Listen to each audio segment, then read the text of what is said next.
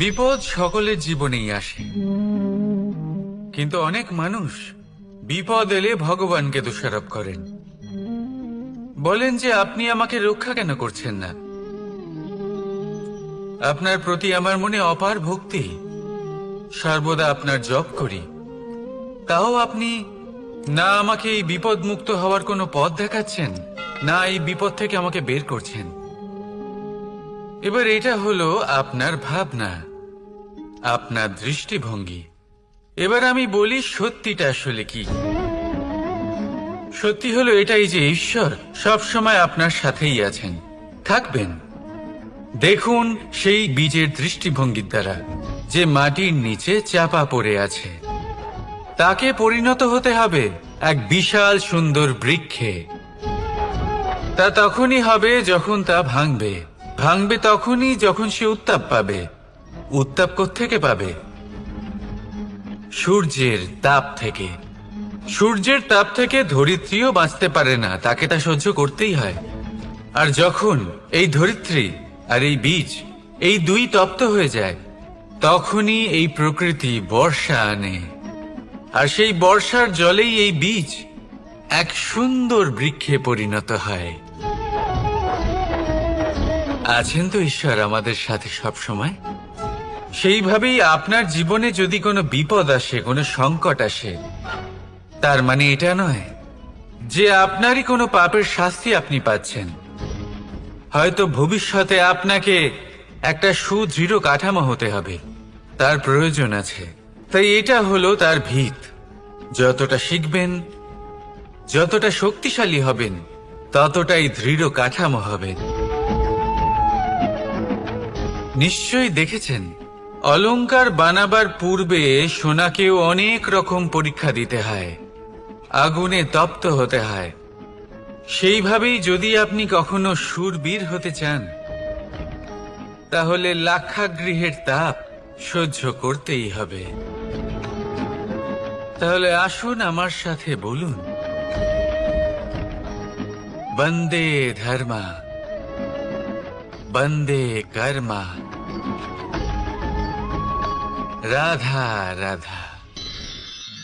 অনেক সময় মানুষ অতীতকে দেখেন আর তখন অহংবোধে পরিপূর্ণ হয়ে ওঠেন। কখনো বর্তমানের দিকে তাকান, ভবিষ্যতের দিকে তাকান আর পরিতৃপ্তিতে ভরে ওঠেন। কেন বুঝতে পারেন না একটা সহজ কথা? এই যে সৃষ্টি, এই সৃষ্টি হলো একটা বড় চক্র, যা বারংবার আপনার কাছে ফিরে আসবেই। কঠিন থেকে কঠিনতর পরীক্ষায় আপনাকে নিযুক্ত করবে, যাতে আপনাকে উত্তীর্ণ হতেই হবে। যা কাল ছিল তা আজ নেই, এটা সবাই জানেন। যা আজ আছে তা হয়তো কাল থাকবে না, এটাও আপনাকে মেনে নিতে হবে, তাও আবার হাসি মুখে। শান্ত থাকতে শিখুন আর কখনোই মনের মধ্যে অহংকার উৎপন্ন হতে দেবেন না। হতে শিখুন সেই হিমবাহের মতো। হয়তো এই জন্যই এত শীতল থাকে, কারণ ও জানে গতকালও জল রূপে ছিল, আজ বরফ রূপে হয়তো আছে, কিন্তু কাল পুনরায় সে জলেই পরিণত হবে। নিজেকে শান্ত রাখুন। হয়তো আজ আপনি সাফল্যের শিখরে আছেন, হয়তো বা নেই। আপনাকে প্রত্যেক দিন অবশ্যই দেখতে হবে। শুধু নিরন্তর প্রচেষ্টা করতে থাকুন, প্রত্যেক পরিস্থিতির জন্য তৈরি থাকুন, আর একে ভারসাম্যে রাখতে শিখুন।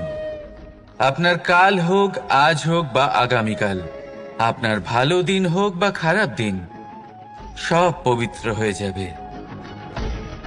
তাহলে আসুন আর আমার সাথে ভালোবেসে বলুন, রাধা রাধা।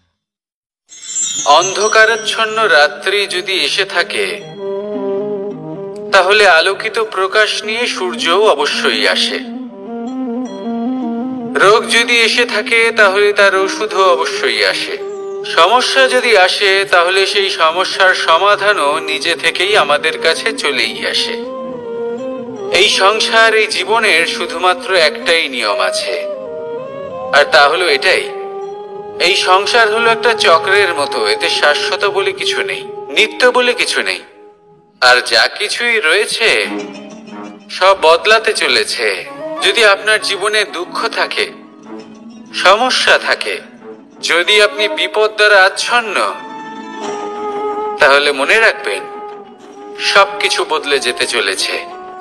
দুঃখের সময় কাঁদবেন না, মনকে আরো দুঃখী করে তুলবেন না, কারণ এখানে যা কিছুই এসেছে তা যাওয়ার জন্যই এসেছে। তাহলে এত চিন্তা কিসের? আনন্দ সহকারে জীবন যাপন করুন আর আমার সাথে ভালোবেসে বলুন, রাধা রাধা। যদি কোনো সিংহ বানরের মতো গাছে চড়তে চেষ্টা করে তাহলে কি হবে? একটা মাছ যদি মাটিতে হাঁটতে চেষ্টা করে তাহলে কি হবে? তারা বিফলই হবে। কিন্তু এরকম কেন হয়? তার কারণ হলো প্রকৃতির রচনা কিছুটা এরকম। এখানে প্রত্যেকটি ব্যক্তিকে, প্রত্যেকটি প্রাণীকে আলাদা আলাদা গুণের অধিকারী করা হয়েছে এবং সকলকে একটা সীমাও প্রদান করা হয়েছে। এবার এই যে বৃক্ষ, পশু, পাখি, এদের মধ্যে সেই ক্ষমতাই নেই যে এরা নিজেদের যাচাই করতে পারবে, নিজেদের সীমাগুলো বুঝতে পারবে, নিজেদের সদ্গুণগুলো চিনতে পারবে। এরা সেটা করতে পারবে না। কিন্তু মানুষ তো আলাদা।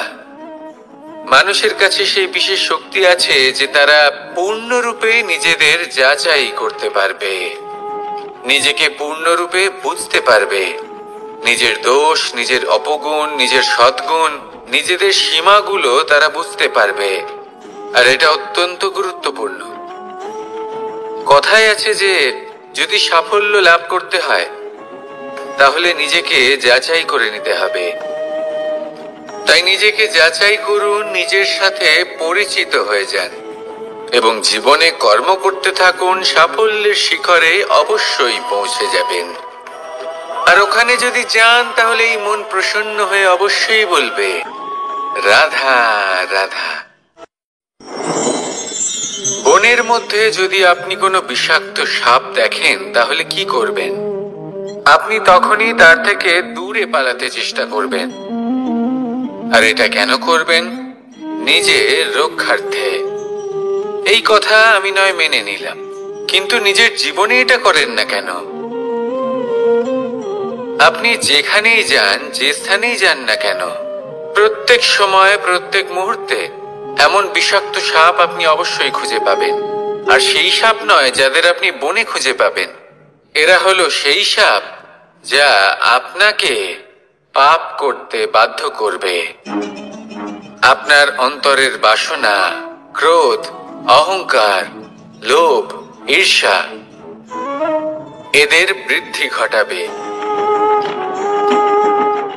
দেখুন, বনের এই সাপ আপনাকে একবার ছেড়ে দিতেও পারে, ছোবল নাও মারতে পারে, কিন্তু এই যে পাপরূপী সাপ আছে তা অবশ্যই ছোবল মারবে। কর্ম যদি করেন তাহলে অবশ্যই ফল পাবেন। সেই জন্য যখনই কোথাও যাবেন, যদি এমন কাউকে দেখেন, যদি এমন কিছু দেখেন যে আপনাকে পাপ করতে বাধ্য করছে, তাহলে সেই মুহূর্তে সেখান থেকে পালিয়ে যান। যেমন বনের সাপ দেখে আপনি পালাতে থাকেন। সৎকর্মের রক্ষা অত্যন্ত আবশ্যক। আসুন আর আমার সাথে ভালোবেসে বলুন, রাধা রাধা। মনুষ্য জীবনের সবথেকে বেশি গুরুত্বপূর্ণ বিষয় হলো মনের একাগ্রতা। এই সংসারের যে কটি মহান কার্য সম্পাদন হয়েছে তা হলো মনের এই একাগ্রতার একমাত্র ফল। আপনি অবশ্যই দেখে থাকবেন, অনেক ছোট বড় নদী যা বয়ে চলে তাদের সামনে একটা বাঁধ নির্মাণ করা হয় সেই সব নদীর জল সঞ্চয় করতে। বাঁধ হয়ে গেলে প্রয়োজন মতো বা মনের ইচ্ছে মতো তাকে ব্যবহার করা সম্ভব। এবার এটাই আমাদের মনের সাথেও সম্ভব। আমাদের মনের একাগ্রতা আজকের দিনে দাঁড়িয়ে বিভিন্ন ধরনের বিকার, ক্রীড়া এবং ভোগের মধ্যে ভাগ হয়ে গেছে। একে একত্রিত করতে হবে, একটা বাঁধ নির্মাণ করতে হবে, কর্মের বাঁধ। আপনাকে শুধু এটাই করতে হবে, যেটা উচিত কর্ম সেটাই করুন, যেটা অনুচিত কর্ম সেটা করা থেকে নিজেকে বিরত রাখুন, ব্যাস। এই কাজটাই আপনি করতে থাকুন, মনের মধ্যে একাগ্রতার বাঁধ নির্মাণ করুন। আর একবার যদি তা নির্মাণ হয়ে যায়, তাহলে যখন চাইবেন, যেখানে চাইবেন, যতটা চাইবেন, একাগ্রতা প্রয়োগ করতে পারবেন। আর একবার যদি আপনি এটা শিখে যান, তাহলে এই সংসারকে বদলে ফেলার মতো কাজ আপনি করতে পারবেন, সমাজকে শোধরাবার মতো কাজ করতে পারবেন। তাহলে এই মনকে একাগ্র করুন আর আমার সাথে ভালোবেসে বলুন, রাধা রাধা। আমরা সবাই ফল খাই, কিন্তু আমাদের সেই ফলই প্রিয় হয় যে পরিপক্ক হয়ে ওঠে, যেটা নম্র হয়, আর যে ফল অনেক বেশি মিষ্টি আর সুস্বাদু হয়ে থাকে, যাদের রঙে বাহার দেখা যায়। সেইভাবে জীবনে আমরা নানান মানুষের সাথে পরিচিত হই, কিন্তু সেই মানুষই আমাদের মন ছুঁয়ে যায় যারা বিনম্র স্বভাবের, যাদের বাণী খুব মধুর, যাদের অন্তরে আত্মবিশ্বাসের একটা তেজ, একটা রং দেখা যায়। এবার এমন ব্যক্তি আমরা কি করে হব? ঠিক সেইভাবেই যেমন একটা ফল রোদ, বর্ষা, শীত, বায়ু, এই সকল সংকটময় পরিস্থিতির সম্মুখীন হয়ে পরিপক্ক হয়ে ওঠে, সেইভাবেই মানুষ সংকটময় পরিস্থিতির সম্মুখীন হয়ে পরিপক্ক হয়ে ওঠেন। যদি এই সংকটের সম্মুখীন হন, তাহলে অভিজ্ঞ হবেন, আর এই অভিজ্ঞতাই শিক্ষা দিয়ে যাবে। এই অভিজ্ঞতা আমাদের শিখিয়ে দেয় যে আমাদের বিনম্র থাকতে হবে। অহংকার করে কোনো লাভ নেই। মধুর বাণীর যে কি মূল্য তা আমরা শিখতে পারি। এই অভিজ্ঞতাই আমাদের বুঝিয়ে দেয় যে উচিত অনুচিত কোনটা, আমাদের দৃষ্টিভঙ্গি তৈরি করে, আর এই দৃষ্টিভঙ্গি দ্বারা আত্মবিশ্বাস জাগ্রত হয়। সেই জন্য জীবনে কখনো বিপদ থেকে দূরে পালাবেন না, সেগুলোর সম্মুখীন হন, অভিজ্ঞতা লাভ করুন, তার থেকে শিক্ষা লাভ করুন, এইভাবেই পরিপক্ক হবেন। আসুন আমার সাথে ভালোবেসে বলুন, রাধা রাধা। ধন সঞ্চয় করা সম্ভব, আর সেই জন্য ধন সব থেকে বেশি মূল্যবান সম্পত্তি নয়।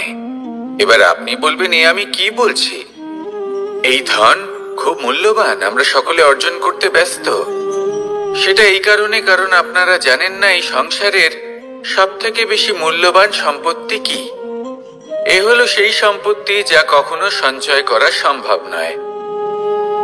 আপনার কাছে যতই ধন থাকুক, তা দিয়ে আপনি স্বাস্থ্য লাভ করতে পারেন, বাড়ি কিনতে পারেন, আদি ইত্যাদি, কিন্তু আপনি যতই ধনী হন না কেন, ফেলে আসা দিনের একটা মুহূর্ত আপনি লাভ করতে পারবেন না। এই একটা মুহূর্ত, এই সময়, এটাই হলো সংসারের সব থেকে মূল্যবান সম্পত্তি। একবার চলে গেলে তা কখনোই ফিরে আসে না। আর এই মুহূর্ত যতই চলে যাক না কেন, আমরা স্মৃতির মাধ্যমে সেগুলি যাপন করতে পারি, তার আনন্দ উপভোগ করতে পারি। আর যার সাথে আমরা সময় অতিবাহিত করেছি, তার স্মৃতিতে আমরা চিরকাল জীবিত থাকতে পারি। সেই জন্য সময় সব থেকে মূল্যবান সম্পত্তি, তাকে এইভাবে নষ্ট করবেন না। প্রত্যেকটা মুহূর্ত উপভোগ করুন, আনন্দ করুন, আর ভালোবেসে বলুন, রাধা রাধা। কনক, কি সুন্দর একটা শব্দ। এর অনেকগুলো রূপ রয়েছে, অনেকগুলো অর্থ রয়েছে। প্রথম অর্থ হলো স্বর্ণ, অর্থাৎ সম্পত্তি। দ্বিতীয় অর্থ ধুতুরা, অর্থাৎ গাছের ছোট একটা বীজ, যা কিনা অত্যন্ত শক্তিশালী হয়। যদি বেশি মাত্রায় এর প্রয়োগ করা হয়, তাহলে এটা বিষময় হয়ে উঠতে পারে। এই হলো সেই ধুতুরা যার প্রয়োগ মহাদেবের পুজোতে করা হয়। এবার প্রশ্ন হলো এটাই যে এই স্বর্ণ এবং এই ধুতুরার মধ্যে মিল কি রয়েছে? মিল হলো এটাই যে এই দুটোই মানুষকে মত্ত করে তোলে। ধুতুরা মানুষকে তখন মত্ত করে যখন তাকে সেবন করা হয়, কিন্তু স্বর্ণ, ধন, সম্পত্তি, মানুষ এটা যতটাই অর্জন করে নেয় সেটাই যথেষ্ট। এই স্বর্ণ মানুষের ভাবনা চিন্তা করার ক্ষমতাকে বশ করে ফেলে। মানুষ সম্পত্তির লোভে মত্ত হয়ে ওঠে, কারণ যে যত চমৎকারী, যতটা অমূল্য হয়, তাকে সামলানো কিন্তু ততটাই কঠিন, তাই না? তাই মনে রাখবেন, ধন, স্বর্ণ, সম্পত্তি এগুলো ধুতুরার থেকেও অনেক বেশি বিষাক্ত হতে পারে। তাই এর ওপর আত্মসংযমের একটা কবচ পরিয়ে রাখবেন এবং বিবেকের শক্তির সাথে এগুলো প্রয়োগ করুন, তবেই কল্যাণ হবে। আসুন আমার সাথে ভালোবেসে বলুন, রাধা রাধা।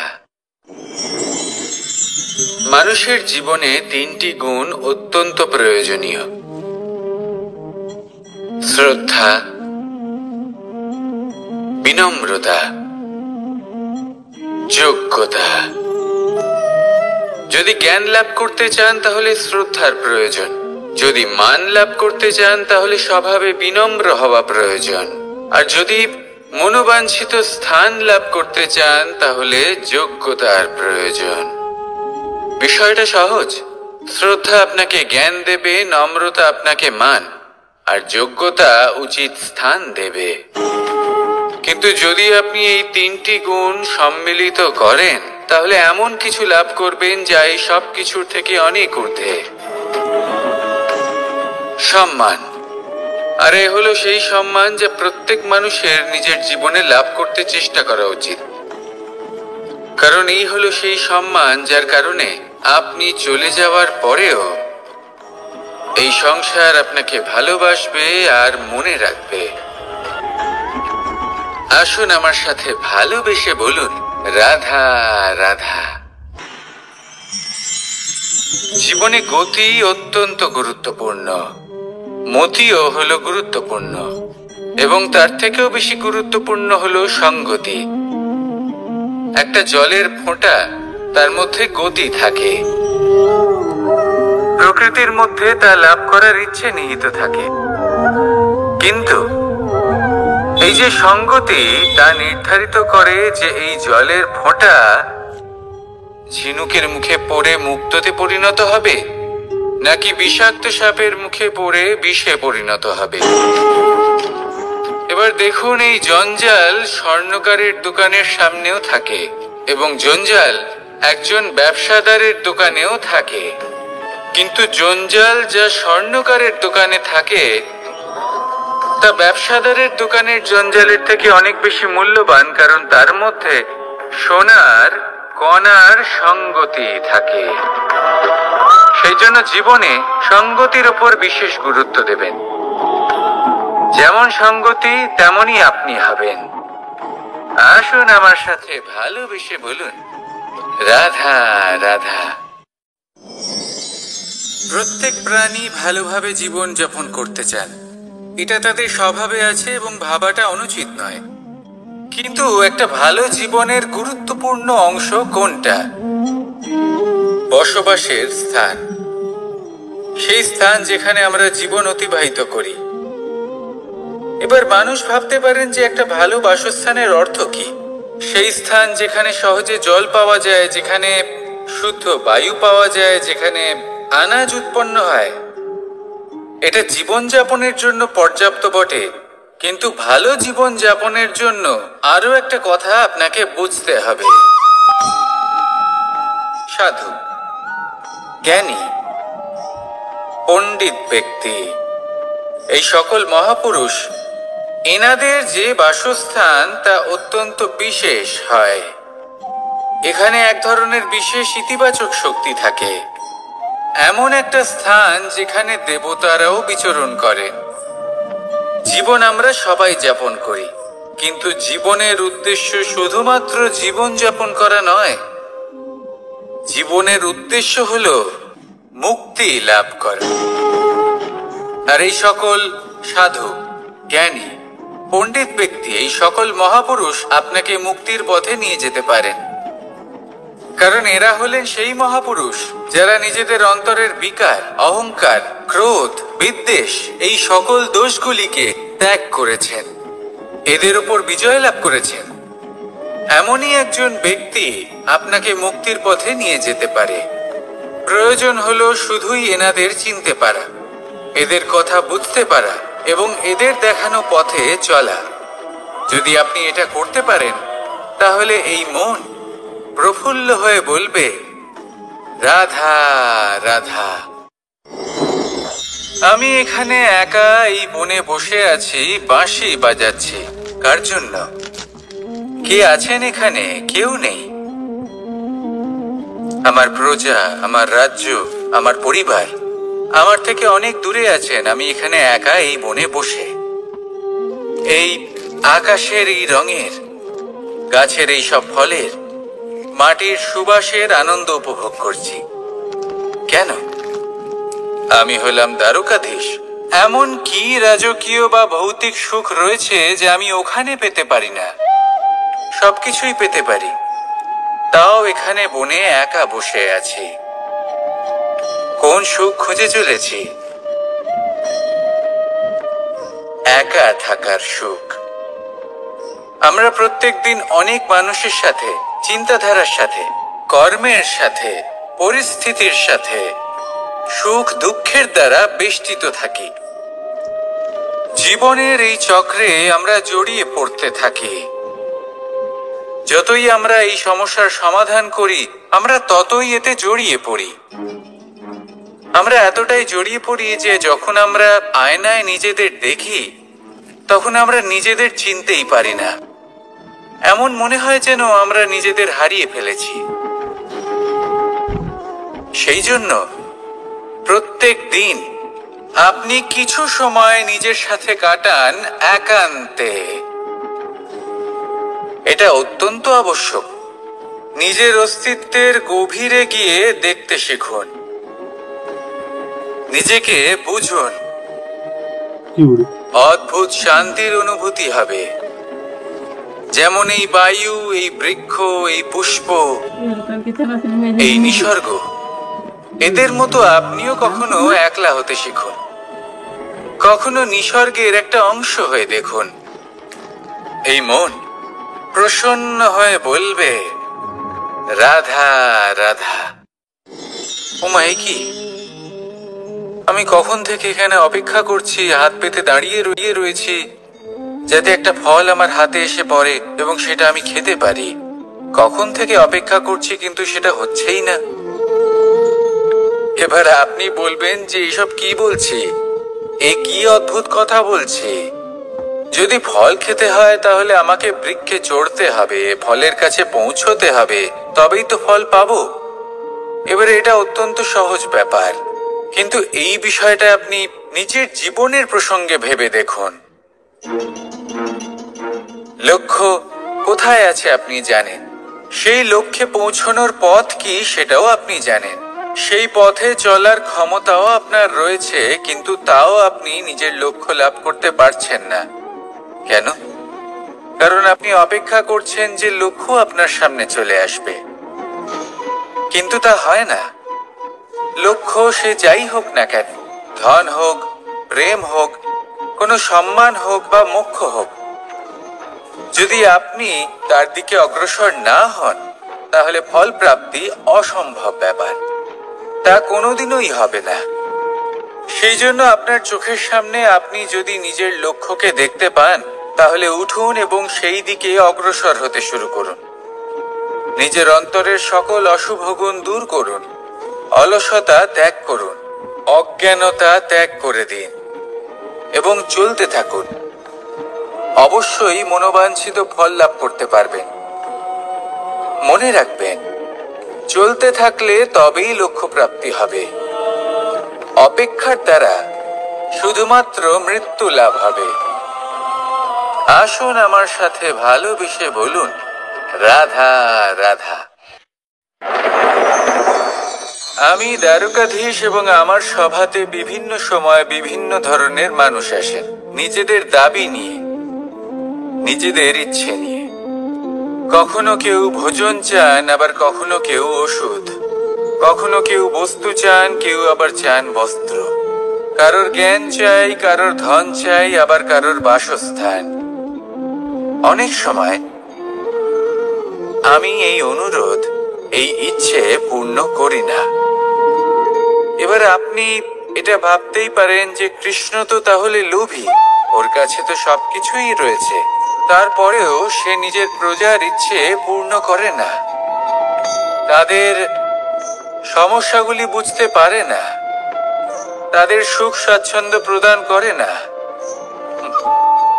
আসল সত্য হলো এটাই যে কোনো সবল ব্যক্তি, যে কোনো গৃহস্থ ব্যক্তি যে কাজ করতে সক্ষম, তার পরিশ্রম দ্বারাই নিজের প্রয়োজনগুলি এবং ইচ্ছেগুলি পূরণ করা উচিত।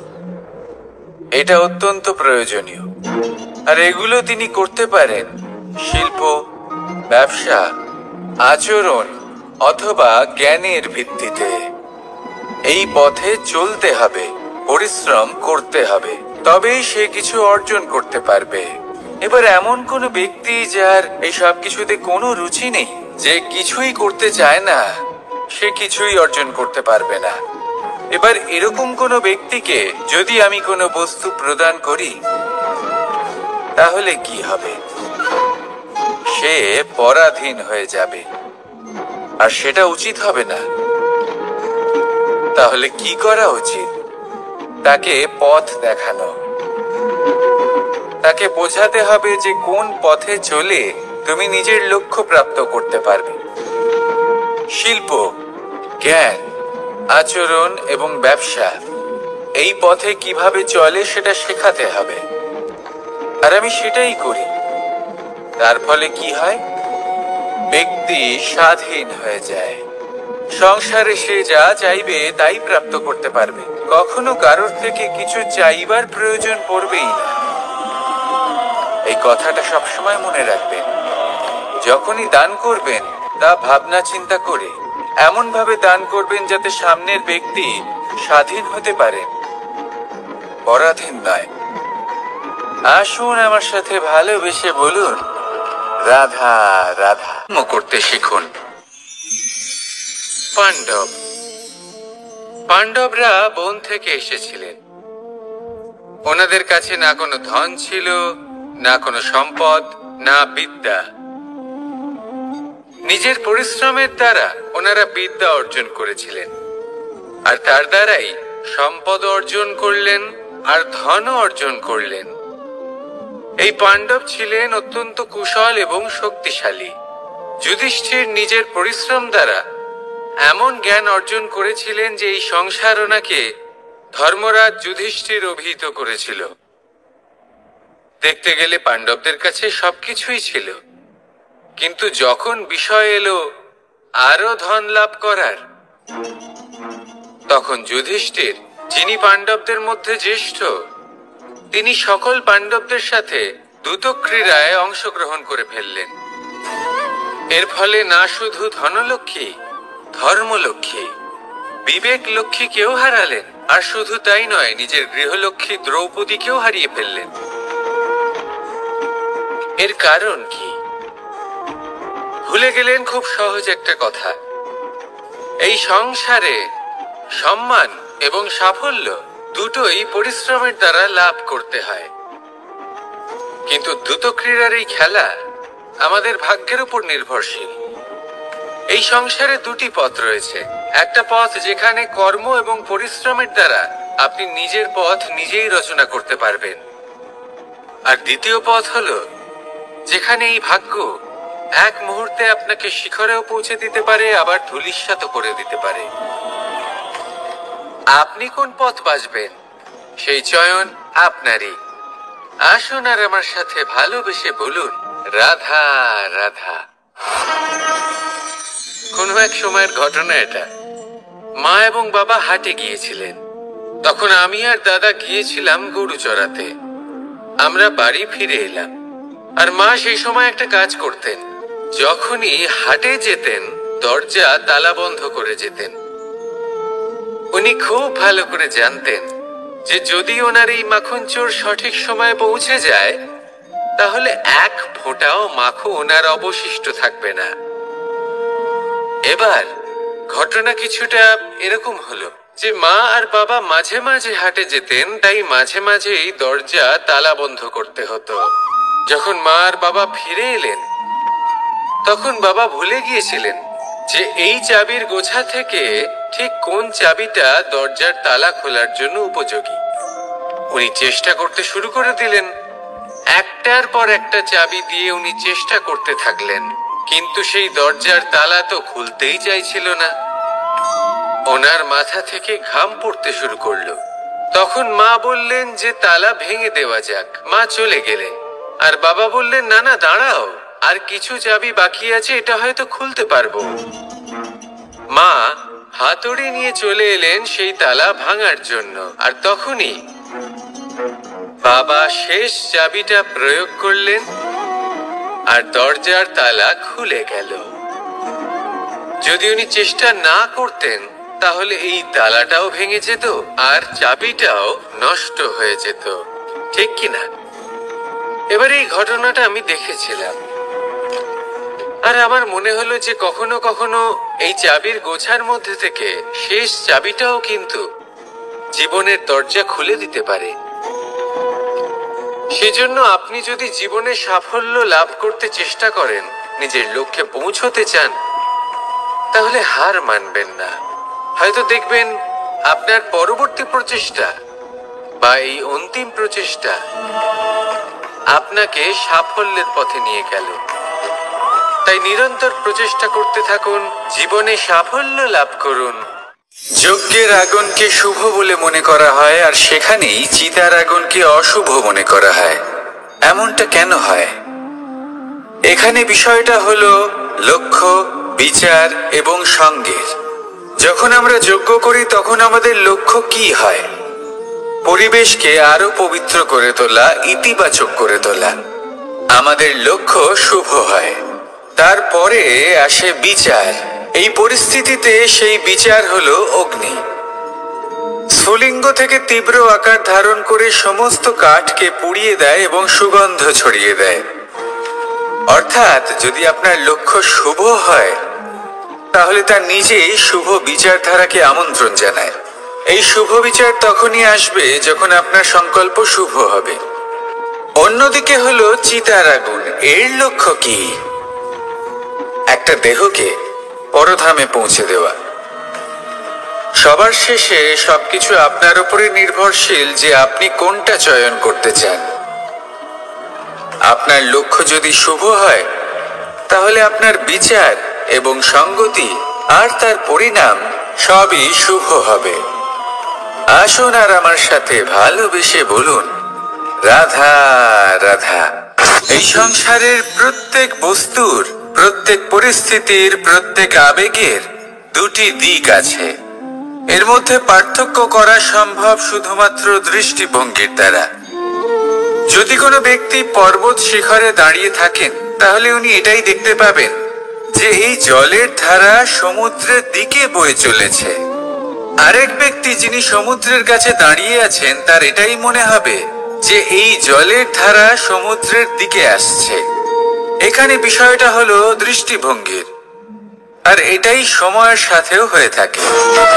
অনেক সময় মানুষ চিন্তিত হয়ে পড়েন, ত্রস্ত হয়ে পড়েন যে তার কাছে হয়তো খুব কম সময় আছে, তাতে তিনি অনেক কিছুই করতে পারবেন না, আর একটু সময় থাকলে খুব ভালো হতো। তিনি এইভাবেও ভাবতে পারেন যে অল্প হলেও সময় বাকি তো রয়েছে, অর্থাৎ যা অবশিষ্ট আছে তাকে সংরক্ষণও করা সম্ভব, তাতে জীবন যাপনও করা সম্ভব। আর এটা নির্ভর করছে আপনার উপর। তাই দৃষ্টিভঙ্গি ইতিবাচক রাখুন। জীবনে দুই ধরনের আবেগ রয়েছে যার কোনো মূল্য নেই। আমার কথার অর্থ এটা নয় যে এদের কোনো গুরুত্ব নেই, গুরুত্ব যথেষ্টই রয়েছে, শুধু এদের জন্য আপনাকে কোনো মূল্য দিতে হয় না। প্রথম আবেগ হলো আনন্দ, প্রসন্নতা। এটা আপনি যে কোনো জায়গায় খুঁজে পেতে পারেন যদি আপনি খুঁজে পেতে চান। আপনি কোনো পুষ্পের সৌন্দর্য দেখে প্রসন্ন হতে পারেন। বায়ুর কারণে যখন একটি বৃক্ষ শিহরিত হয় সেটা দেখে আপনি প্রসন্ন হতে পারেন। একটা ছোট্ট শিশুর কলরব শুনেও আপনি প্রসন্ন হতে পারেন। একটা ক্রন্দনরত বালককে হাসিয়ে আপনি প্রসন্ন হতে পারেন। সবকিছু আপনার উপর নির্ভরশীল। সেখানে আরেকটি আবেগ হলো দুশ্চিন্তা। মানুষ বড়ই দুশ্চিন্তা করতে থাকে। আজ আমি এই কাজ করেছি, সেই বিষয়ে চিন্তা। আজ আমি এই কাজ করতে পারিনি, সেই বিষয়ে চিন্তা। কাল আমাকে এই কাজ করতে হবে, সেই নিয়ে চিন্তা। আমি কি সেই কাজটা করতে পারবো, সেই বিষয়ে দুশ্চিন্তা। চিন্তা সর্বত্র রয়েছে, যার জন্য মূল্য দিতে হয় না। যত চান আপনি একত্রিত করতে পারেন। একটা গুরুত্বপূর্ণ কথা মনে রাখবেন, প্রসন্নতা জীবনের একটা নতুন সূত্রপাত। সেখানে দুশ্চিন্তা হলো জীবনের চিতার সময়। এবার এই দুটি আবেগ হলো মূল্যহীন। দুটোই আপনার সামনে আছে। কোনটা চয়ন করবেন আপনি? দুশ্চিন্তা নাকি প্রসন্নতা? সিদ্ধান্ত আপনারই। আসুন আর আমার সাথে ভালোবেসে বলুন, রাধা রাধা। ধন, সম্পত্তি, এগুলো আসলে কি? এগুলো শুধু সেই মূল্য যার দ্বারা আমরা কোনো কিছু অর্জন করতে পারি। এবার এই ধনের দ্বারা এই সংসারে অনেক কিছু লাভ করা সম্ভব, কিন্তু সেই সব কিছুই শুধুমাত্র ভৌতিক বস্তুই হবে। ভৌতিক সামগ্রী, ভৌতিক সুবিধা। অর্থাৎ আপনার কাছে যতই ধন থাকুক, তা আপনাকে শান্তির ঘুম এনে দিতে পারবে না। আপনাকে জীবনের বাস্তব সুখের অনুভূতি লাভ করাতে পারবে না, কারণ এগুলো ভৌতিক ধন। এই ভৌতিক বস্তুই অর্জন করাতে সক্ষম। বাস্তবিক ধন কি? যদি এই প্রশ্ন আপনার মনে আসে, তাহলে তার উত্তর আমি আপনাকে দেব একটা উদাহরণের মাধ্যমে। কখনো আপনি শুনে থাকবেন যে একজন পিতা আজীবন অনিষ্ট করেন, অনর্থ করেন, খারাপ কাজ করেন শুধু ধন অর্জনের জন্য। তিনি ভাবেন যে আমি ধন অর্জন করব আর নিজের সন্তানকে একটা উজ্জ্বল ভবিষ্যৎ প্রদান করব, একটা সুখ স্বাচ্ছন্দ্যময় জীবন দান করব। এবার সন্তান যখন জন্ম লাভ করে, তখন সে ভাগ্যের জোরে সেই ধন ভোগ করে। যেরকম সে পায়, সেরকমই তার ব্যবহার সে করে। কখনো আপনি এটাও দেখে থাকবেন যে সেই সন্তান সমস্ত ধন নষ্ট করে ফেলে, আর সেই পিতা যিনি সমস্ত ধন সঞ্চয় করেছেন, যিনি সেই ধনের প্রভু, আজ সেই ধনের প্রহরী হয়ে রয়েছেন। এবার এরকম কেন হয়? এরকম তখনই হয় যখন সেই পিতা বুঝতেই পারেন না যে তার জীবনের আসল ধন কি। সেই আসল ধন তার সন্তানকে সে দিতেই পারে না। যদি পিতা তার সন্তানকে কর্মের জ্ঞান দিতে পারেন, উচিত কোনটা অনুচিত কোনটা সেই শিক্ষা দিতে পারেন, সংস্কারের প্রকৃত শিক্ষা দিতে পারেন, তবে সেটা ধনের থেকে অনেক বেশি গুরুত্বপূর্ণ। এটাই হলো জীবনের বাস্তব ধন। আপনি সেই কথা তো অবশ্যই শুনে থাকবেন, কুসন্তান হলে ধন সঞ্চয় করে কি হবে, সুসন্তান হলে ধন সঞ্চয় করে কি হবে। সন্তান যদি কুপুত্র হয় তাহলে সব নষ্ট করে ফেলবে, আর সন্তান যদি সুপুত্র হয় তাহলে ধন থাকুক না থাকুক, সে নিজেই কর্মের পথে অগ্রসর হয়ে ধন অর্জন করবে আর নিজের জন্য এক উজ্জ্বল ভবিষ্যৎ গড়ে তুলবে। তাই সন্তানকে সম্পদ দেওয়ার আগে কর্মের জ্ঞান দান করুন, সুশিক্ষা দিন, কারণ এটাই হলো জীবনের প্রকৃত ধন। আসুন আর আমার সাথে ভালোবেসে বলুন, রাধা রাধা। একবার একটা শেয়াল বনে বিচরণ করছিল। ও একটা ছোট্ট শাবক দেখতে পেল। ও ভাবলো, আজ একেই আমি খাবার হিসেবে গ্রহণ করব। আশেপাশে দেখলো কেউ দেখছে না তো, কেউ ছিল না, আর সেই শাবকের উপর আক্রমণ করলো, যা হলো একটা ঘোর অপরাধ। বনের নিয়ম অনুসারে আপনি কখনোই শাবকের উপর আক্রমণ করতে পারেন না। তারপর এই খবরটা যখন রাজা সিংহ জানতে পারলেন, সভার আয়োজন করলেন। কিন্তু সেখানে শেয়াল বলল, আমি তো এরকম কিছু করিনি। কিন্তু যদি আপনি এরকম বলেন, কোনো প্রমাণ দিন, এর কোনো সাক্ষী আছে? তখন রাজা সিংহ পেঁচাকে ডেকে পাঠালেন, যে সেই মুহূর্তে বৃক্ষের শাখার ওপর বসেছিল। সে সব কিছু দেখেছিল। পেঁচা সব সত্যি কথা বলল, আর শেয়ালকে মৃত্যুদণ্ড দেয়া হলো। এবার এই কাহিনী আমি আপনাকে কেন শোনালাম?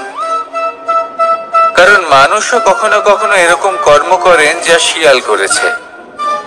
এটা ভাবেন কেউ দেখছে না যখন আমি অনুচিত কর্ম করতেই পারি। কিন্তু না, আপনি যাই করুন না কেন, কেউ না কেউ অবশ্যই তা দেখছে। কোনো ব্যক্তি না হলেও কোনো প্রাণী, না হলে কোনো যক্ষ বা দেব বা প্রেত। যদি এনারা কেউ না দেখেন, তাহলে ধরিত্রী মাতা দেখেন, যেখানে দাঁড়িয়ে আপনি সেই কর্ম করছেন, তাই না?